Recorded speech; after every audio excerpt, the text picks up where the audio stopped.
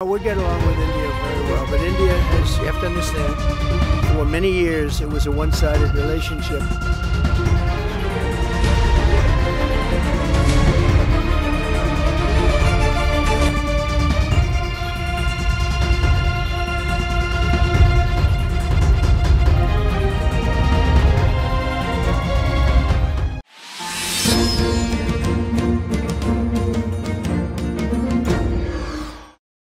We get along with India very well, but India has, you have to understand, for many years it was a one-sided relationship. মার্কিন president Donald Trump ভারতের শুল্ক নীতি নিয়ে আবারও তীব্র সমালোচনা করেছেন।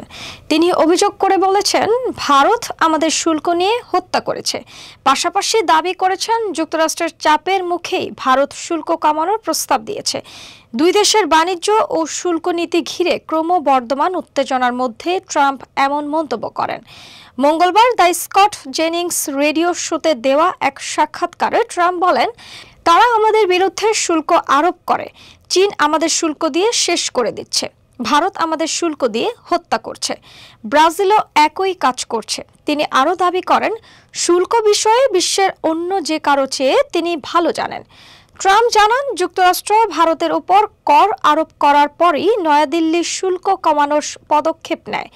ভারতের সমালোচনা করে তিনি বলেন, ভারত হলো বিশ্বের সর্বোচ্চ শুল্ক আরোপকারী দেশ। আপনারা জানেন, ভারত আমাকে জানিয়েছে যে আর কোনো শুল্ক থাকবে না, কোনো শুল্ক নয়।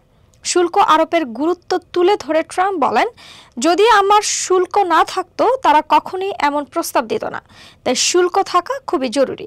এর মাধ্যমে আমেরিকা অর্থনৈতিকভাবে আরও শক্তিশালী হবে। তবে ট্রাম্পের এই অভিযোগ নতুন নয়। এর আগে সোমবারও তিনি মন্তব্য করেছিলেন, এতদিন যুক্তরাষ্ট্র ও ভারতের বাণিজ্যিক সম্পর্ক পুরোপুরি একপাক্ষিক ছিল। তিনি একে একপাক্ষিক বিপর্যয় আখ্যা দেন। ট্রাম্প বলেন, এখন ভারত শুল্ক কমানোর প্রস্তাব দিয়েছে, কিন্তু এই প্রস্তাব অনেক দেরিতে এসেছে। এরই মধ্যে যুক্তরাষ্ট্রের একটি আপিল আদালত ট্রাম্প প্রশাসনের আরোপ করা শুল্ককে অবৈধ ঘোষণা করেছে। এ প্রসঙ্গে নিজের সামাজিক মাধ্যম ট্রুথ সোশ্যালে ট্রাম্প প্রতিক্রিয়া জানিয়ে বলেন, আপিল আদালত ভুলভাবে আমাদের শুল্ক প্রত্যাহারের কথা বলেছে, কিন্তু তারা জানে শেষ পর্যন্ত আমেরিকাই জিতবে। উল্লেখযোগ্যভাবে যুক্তরাষ্ট্র বর্তমানে ভারতের উপর বিশ্বের অন্যতম সর্বোচ্চ 50% শুল্ক আরোপ করেছে। এর মধ্যে রাশিয়ার কাছ থেকে কেনা তেলের জন্য অতিরিক্ত জরিমানা হিসেবে আরোপ করা 25% শুল্ক অন্তর্ভুক্ত রয়েছে। যুক্তরাষ্ট্রের এই শুল্ক আরোপকে অন্যায্য ও অযৌক্তিক বলে আখ্যা দিয়েছে নয়াদিল্লি।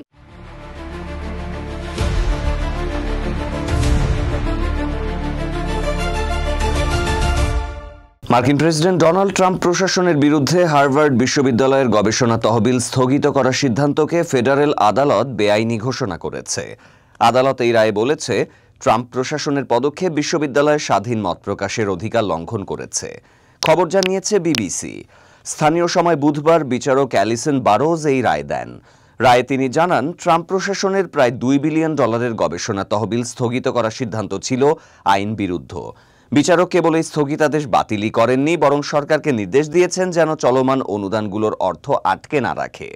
গত এপ্রিল মাসে ট্রাম্প প্রশাসন হার্ভার্ডের বিরুদ্ধে ইহুদি বিদ্বেষ এবং র্যাডিক্যাল বামপন্থী মতাদর্শের অভিযোগ এনেছিল। অভিযোগের ভিত্তিতে বিশ্ববিদ্যালয়ে তহবিল স্থগিত করা হয়। তবে বিচারক বারোজ রায়ে বলেন, হার্ভার্ডে ইহুদি বিদ্বেষের উপস্থিতি থাকলেও এটি তহবিল বাতিলের মূল কারণ ছিল না। সরকার এই ইস্যুটিকে নিজের সিদ্ধান্ত চাপানোর জন্য ব্যবহার করেছে।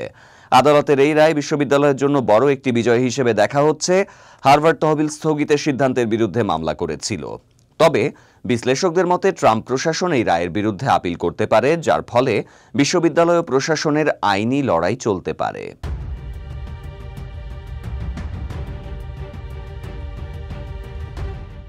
ইউক্রেনের প্রেসিডেন্ট ভলাদিমির জেলেনস্কির সঙ্গে বৈঠকে বসতে প্রস্তুত বলে জানিয়েছেন রুশ প্রেসিডেন্ট ভলাদিমির পুতিন। বুধবার চীনের ঐতিহাসিক তিয়ানআনমেন স্কয়ারে বিজয় দিবসের সাময়িক কুচকাওয়াজে যোগ দেওয়ার পর সাংবাদিকদের সঙ্গে আলাপকালে তিনি জানান, বৈঠকের জন্য জেলেনস্কি যে কোনো সময় মস্কোয় আসতে পারেন।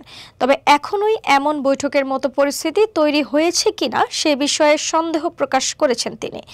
পুতিন বলেন, আমি জেলেনস্কির সঙ্গে বৈঠকের সম্ভাবনা কখনো নাকচ করিনি, কিন্তু প্রশ্ন হলো ওই বৈঠকে বসার মতো কোনো পরিস্থিতি তৈরি হয়েছে কি।